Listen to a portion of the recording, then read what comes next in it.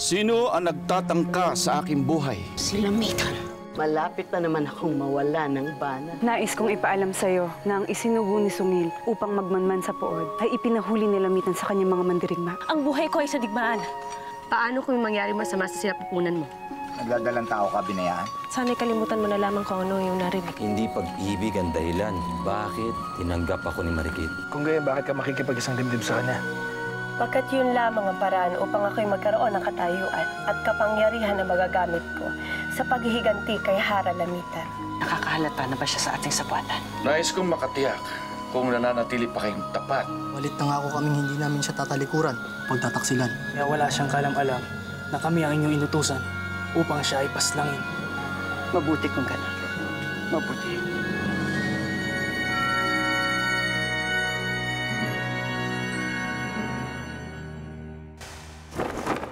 Umangos kayo sa inyong pagkilos. Nais kong maglakbay sa lalong madaling panahon. Mahal na Dato, ipagpamanhin ninyo kung kami nahuli ng dating. Kami may mahalagang bagay lamang na dinaluan, kaya nantala sa pagparito. Higit bang mahalaga ang bagay na yon kaysa pangangayaw na ating dapat gampanan? Hindi ba't bilang aking mga sandig, dapat ang inyong dato ang inyong uunahin? Patawad, mahal na Dato. Kami labis nagkamali. Hayaan niyo't kami babawi sa susungin na titikmaan, maging buhay namin lalaan, upang matiyak lamang ang inyong kaligtasan. Kinukutuban na ang Dato na may nagbabanta sa kanyang buhay, Hara. Subalit na nga ako kaming hindi namin siya tatalikuran, pagtataksilan. At naniwala ka siya. Oo, mahal na Hara. At kinagat ng Dato ang aming pagsisinungaling. Kaya wala siyang kalam-alala na kami ang inyong inutusan upang siya ay paslangin. Mabuti kung gano'n. Kaligtasan ko nga ba ang inyong hangad? Oo, mahal na Dato. Hindi ba kayo naniniwala sa amin? Pinaghihinalaan niyo ba ang aming katapatan? Nanumpa kayo sa akin ng inyong katapatan. At yun ay aking pinanghahawakan. Huwag kayong mag-alala. Kayo'y aking pinaniniwalaan. Dahil sa kayo ang tunay kong naaasahan, may iba kayong gagampanan na nais kong ipagawa sa inyo. Hindi namin kayo naunawaan, mahal na Dato. Ibig kong may magbantay sa aking asawa habang ako'y nasa malayo. Sa halip na sumama kayo sa pangangayaw, ay inuutusan ko kayong manatili na lamang sa puod upang bantayan ang inyong Hara.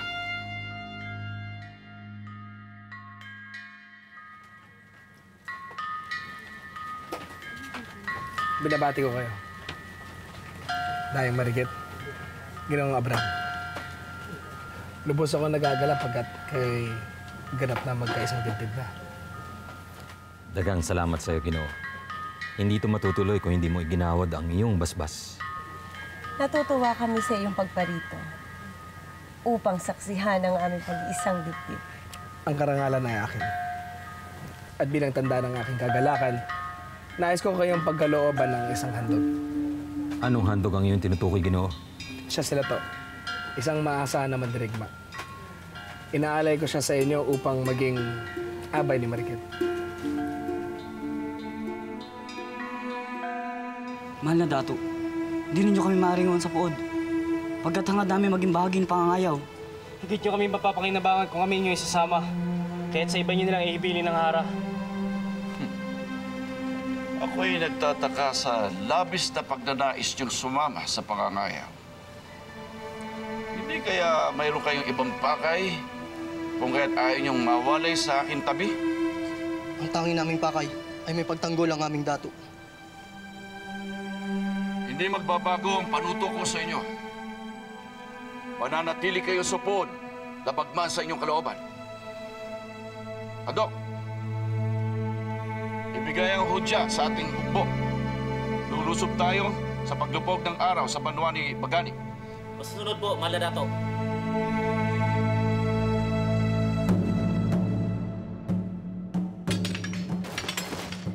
Nais kong ibuhos nyo ang inyong buong lakas sa pagkampas sa inyong mga bolo at kampilan.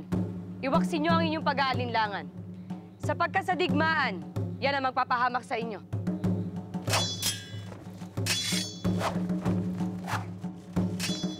May napapansin ako sa'yo, Amaya. Tila lalong umiigting ang iyong sigla at panggigigil sa ginagawa natin pagsasanay sa digmaan. Sapagkat nais kong magtagumpay tayo. Nais kong ibuhos niyo ang inyong buong lakas. Sapagkat kayo na lamang ang aking inaasahan. Hindi kita maunawaan. Sapagkat ibang landas ang pinili ni Bagani at Sungil. Napag-alaman ko nagdadalang tao si Banayaan at siya ang ama nito. Talagang wala na natitirang pag-asa sa amin ni Bagani. Ipangako mo sa akin. Sa sandaling may mangyari sa akin, ipapabatid mo kay Bagani na nagdadalang tao si Banayaan at siya ang ama nito upang mapanagutan niya. Makakaasa ka, Amaya. Dagang salamat sa iyo, Sungil.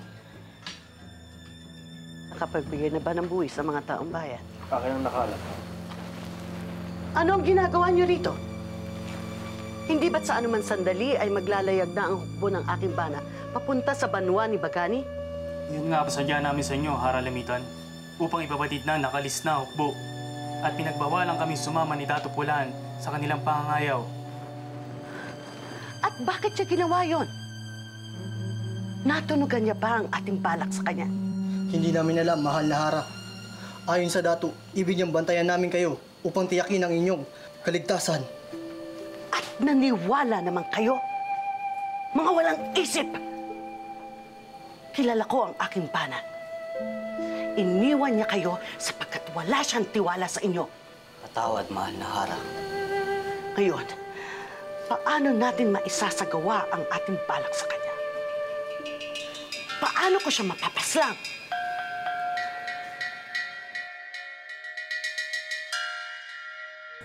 Ubo, nagtataka lamang ako. Bakit sila tong naisip mong yan, Tokyo bumarikit?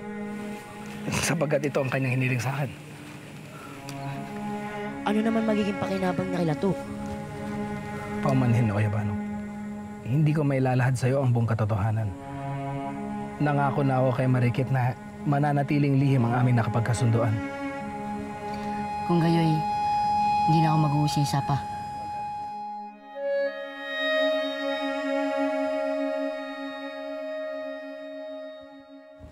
Ginoo, mabutit natagpuan namin kayo agad. Mayroong nais makipag-usap sa inyo.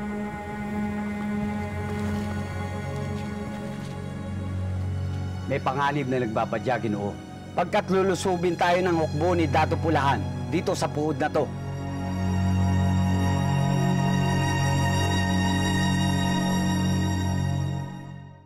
Nabatid ko ang sanhi ng kanilang pangangayaw ay ang hangarin ng Dato na mapaghiganti sa inyo.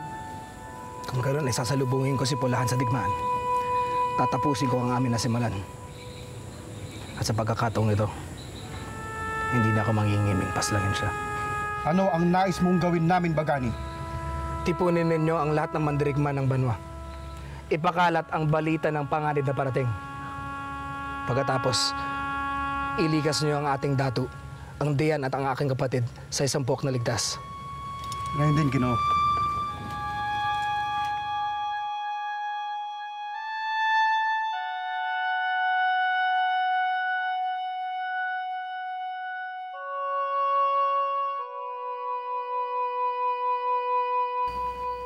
Binayaan, kainin mo muna ang mga bungang kahoy na ito nang ikay lumakas pati na rin ang iyong sanggol na dinadala. Salamat, Iloy. Ngunit aanhin ko naman ang lakas kung hindi naman ako pinagkakatiwalaan ni Maya na sumabak sa anumang pakikipaglaban. Binayaan, nagmamalasakit lamang si Amaya sa'yo, kaya't ayaw niyang sumabak ka sa labanan. Ngunit ako isang mangatang, Iloy. At ang isang mangatang ay walang inuurungang sagupaan. Isa pa'y nais kong masaksihan ang pagbaksak ng aking Iloy at maging bahagi ng papapalaya ng puod. Binayaan, ikaw, higit sa kanino man, ang nakakaalam kung gaano kasaklap na unahin ng isang Iloy ang iba pang dahilan kaysa sarili niyang anak. Nais mo bang sundin ang halimbawa ni Dian Lamitan? Ganong uri ba ng Iloy ang gusto mong maging? Batid ko, Binayaan, na hindi. Kaya't nagsusumamo ko sa iyo. Unahin mo ang kaligtasan ng iyong anak. Sundan mo ang iyong kapatid na si Amaya. Huwag mo nang pangarapin na sumagupa pa sa digmaan.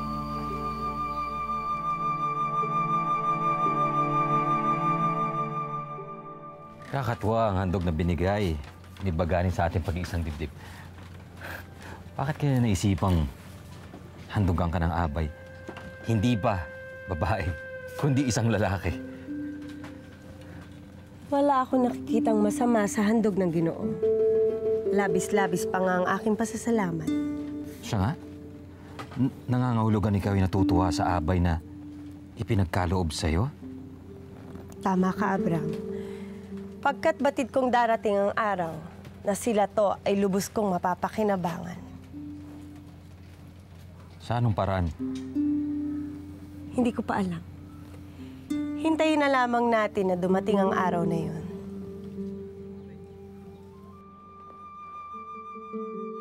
Ginoo,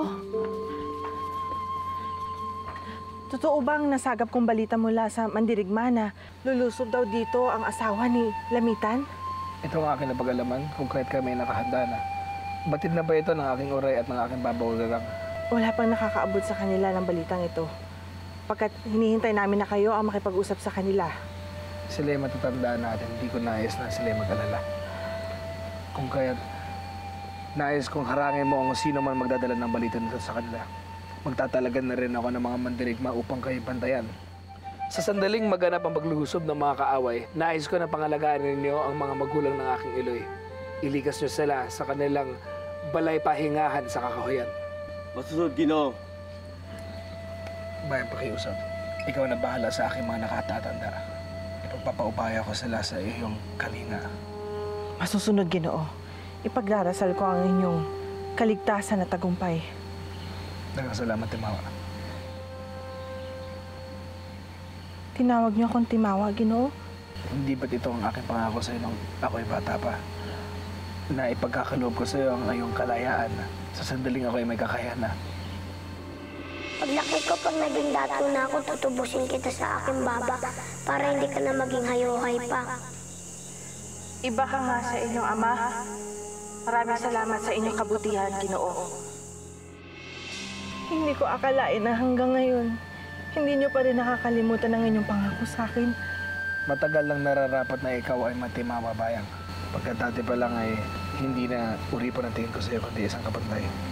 Pagpaumanhin mo kung ngayon ko lamang iginawad sa iyo ito, kaibigan. Daghang salamat, Ginoo. Asahan niyong bilang kaibigan ay hindi ko pababayaan ang mga magulang ni Haralingayan. Nagkasalamat, Bayan.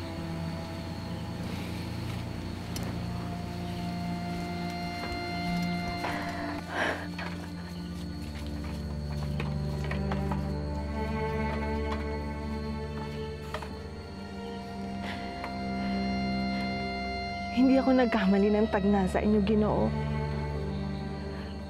Ang inyong maawaing puso ang siyang naging gabay at magiging gabay sa haharapin ninyong suliranin.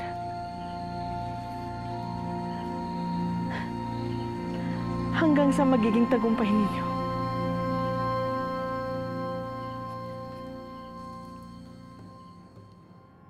Mahal na Dato, ano ang inyong panuto sa ating paglalakbay? Magtutungo tayo, Pakanluran. Pakanluran? Subalit, ang banwang ating pakay ay pagawing silangan.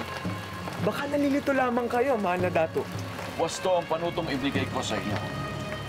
Pakanluran tayo tutungo, pagkat hindi ang banwa ni Bagani ang ating pakay. Kung gayon, anong banwa ang ating tutumbukin? Kayo ba'y paroroon na sa inyong asawa? Oo, Khalil. At may iwan ka dito. Masusunod, Abram, aking lakambata. Ngunit, hinihiling kong magmadali kayo upang hindi niyo mapaghintay ang inyong asawa. Si Marihet ay abala sa pagtanggap ng ilang panauhin. Kaya batid kong hindi niya ako hinihintay. Napansin ko nga ang inyong napiling asawa ay may sariling pag-iisip at katatagan. Kaya, tunay kayo na mapalad. Minsan, ang isang babaeng may sariling pag-iisip at itinatagong katatagan ay mahirap maharok, Khalil, sapagkat hindi mo mapanghawakan siya ng ayon sa iyong nais. Tiyak na ganun si Marikit. Ang hindi tiyak ay kung bakit ipinagkaloob niya ang sarili niya sa akin kagad. Isa lamang ang batid ko. May dahilan siya. At kung ano man yun, si Marikit lang ang nakakaalam.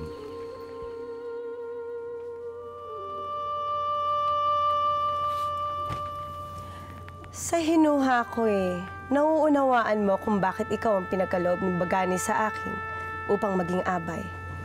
Bago niya pa man ako handog ay kinausap na ako ng Ginoo Dayang. Ihandog niyo kung abay ni Marikit, Ginoo. Tama ang iyong narinig, Lato. Paumanhin, Ginoo. Ako'y tapat ninyong tagasunod. Ngunit ako'y hindi isang uripon kundi isang timawa. Kaya't hindi niyo ako maaaring ihandog sa kahit kanino. Batid ko ang iyong katayuan sa buhay na ito. Hindi kita hinahamak sa aking gagawin. Ngunit ikaw lang ang aking pinagkakatiwalaan kung kaya't ikaw ang aking naisip na gawing alay kay Marikit. Ngunit hindi upang maging isang alipin, kundi maging gabay ni Marikit. Sapagkat si Marikit, tulad ko at ni Amaya, ay magbubuo ng isang hukbo mula sa hanay ng kanyang magiging bana. At sa sandaling siya ay maging matagumpay, inaasahan ko na ikaw ang magbibigay ng hudya at gabay hindi lamang sa akin, kundi kay Amaya. Ngayon ay nauunawaan ko na. Kung kaya't hindi na ako tumututol na ako ang ihandog kay Marikit. Salamat. Ito rin ay napag-usapan na namin ng Ginoo. Kaya tunay na batid ko ang magiging layon ko sa inyo. Mabuti, Lato. Naway magtagumpay ako sa aking ginawang pasyang pakikipag-isang dibdib kay Abram upang kasangkapanin siya at ang kanyang banwa laban sa isa nating kaaway. Naway magtagumpay nga kayo, Dayang. Kung inyong itutulot ay ibig ko magpaalam muna upang makabalik ako sa kinaroroonan ni Bagani pagkat kailangan nila ng tulong. Bakit, Lato? Asan si Bagani? Bakit kailangan nila ng tulong? Sila'y nasa tabing dagat at nagbabantay sa napipintong pagsugod rito ni Dato Pulahan na siyang bagong bana ng inyong inang Silamitan.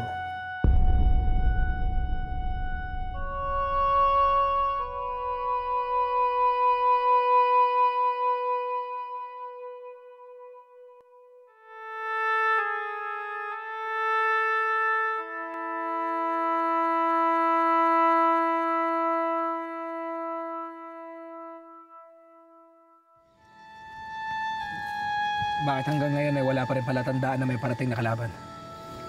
Maghintay pa tayo, Ginoo.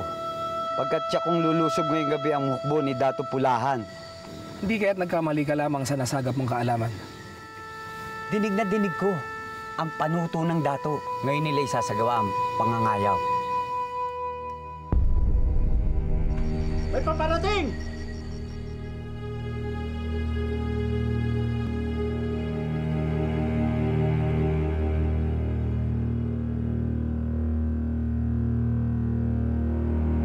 Sa inyong winiwika sa akin, tila may agam-agam kayo sa inyong asawa. Ngunit, bakit niyo pa rin siya pinanagutan?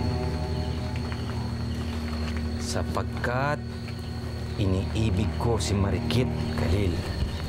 Kaya kahit batid kong hindi pa niya ako mahal, ay pikit mata ko siyang tinanggap bilang aking asawa. Sapagkat natanto ko sa aking sarili na kahit ano ang aking gawin mula nang makita ko siya, hindi ko kayang mabuhay nang wala siya sa tabi ko. Kahit ano man ang dahilan ng pakipag-isang dibdib niya sa akin, ay hindi na yung mahalaga. Ang mahalaga ay makasama ko siya. Ngunit, kaya ingat pa rin kayo, mahal kong Ginoo. Pagkat kalimitan ang lalaki ay napapahamak dahil sa pag-ibig sa isang babae. At iyon ang ayaw kong mangyari sa inyo.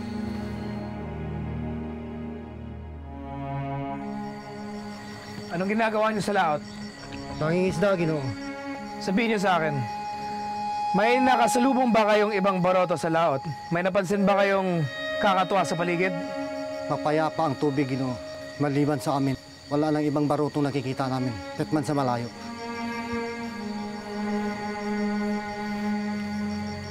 Kumain na kayo.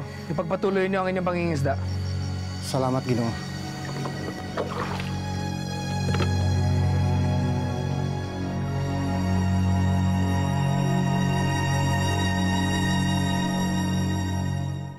Kung mangangayaw ang sinasabi mong Pulahan, tiyak kong tinulutan sila ng aking iloy. Sumpainawa silang mag-asawa ni Laon sa kanilang kabuktutan. Naunawaan ko ang galit na nararamdaman ninyo hinggil sa inyong Iloy, Dayang. Ngunit, tiyak ba kayong handa rin kayong kalabanin ng babaeng nagbigay ng buhay sa inyo? Ako'y hindi niya anak, kundi anak ni Mantal. Natulad ko'y nakatikim ng paghihirap kay Lamitan. Ngunit hindi lamang ako anak ni Mantal, kundi anak din ni Bugna, na nakatikim ng pagtataksil sa kamay ni Lamitan. Anak din ako ng aking sinilangang banwa na tinalikuran ng babaeng nagsilang sa akin.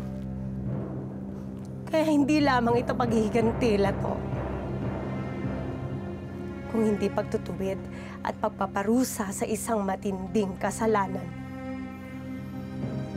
Humayo ka at tulungan mo si Bagani. Masusunod, Dayang.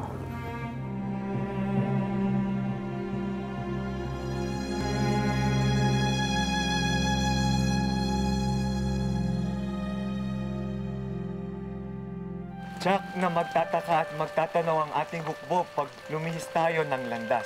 Anong ipapahayag ko sa kanila, mahal na dato? Sana ihayag niyo sa akin kung saan banwa tayo patungo. Isa lang ang maaari mong sambitin sa sino mang magtanong. Tayo magtutungo sa banwa ng mga luma. Kung gayon ay si Amaya at hindi si Bagani ang ating pakay? Tama ka. Ikaw, batid kong isa ka sa mandirigma kasama ng aking asawa nang lumusob siya sa banwa ng mga lumad. Nais kong ituro mo sa akin kung paano matutunto ng pook na yon. Handa akong tulungan kayo, mahal na dato. Mabuti kung gano'n. Ibig kong walang ibang makaalam na pakay ko ang banwa ng mga lumad. Maliwanag ba? Makakaasa kayo, dato. Pananahimik ko. Ipagpaumanhin niyo ang aking pag-usisa, dato. Subalit, bakit biglang nagbago ang iyong isipan? Hindi ba balak mong maghiganti kay Bagani? Napagtanto ko na hindi si Bagani ang pinakamatindi kong kalaban. Kaya't hindi ko uubusin ang lakas ng aking hukbo laban sa kanya. Sa halip ay gagamitin ko ang hukbo sa isang pinakamapanganib na kalaban. Amaya, Binayaan, maaari ba kitang makausap? Oo naman, aking kapatid. Anong nais mong pag-usapan natin? Nais kong malaman mo na pumapayag na akong manatili rito sa sandaling lumusob kay sa Paul. Hindi na ako magpupumilit pang makipaglaban. Nagagalak akong marinig yan, Binayaan. Ngunit, maaari ko bang malaman kung bakit nagbago ang iyong pasya? Nakausap ko ang ating Iloy. Ipinaalala niya sa akin ang pagtupad sa tungkulan ng magulang. At ngayon ako'y nagdadalang tao na tatalikuran ko ng pagiging mangatang at yayakapin ko ng pagiging isang Iloy. Masaya ako marinig yan sa'yo, Binayaan. At naniniwala ako, magiging mabuti kang Iloy. Maraming salamat, Amaya. Maya! Isa ka? Kailangan sumama ka sa amin ngayon din. May kailangan kang makita. Tayo.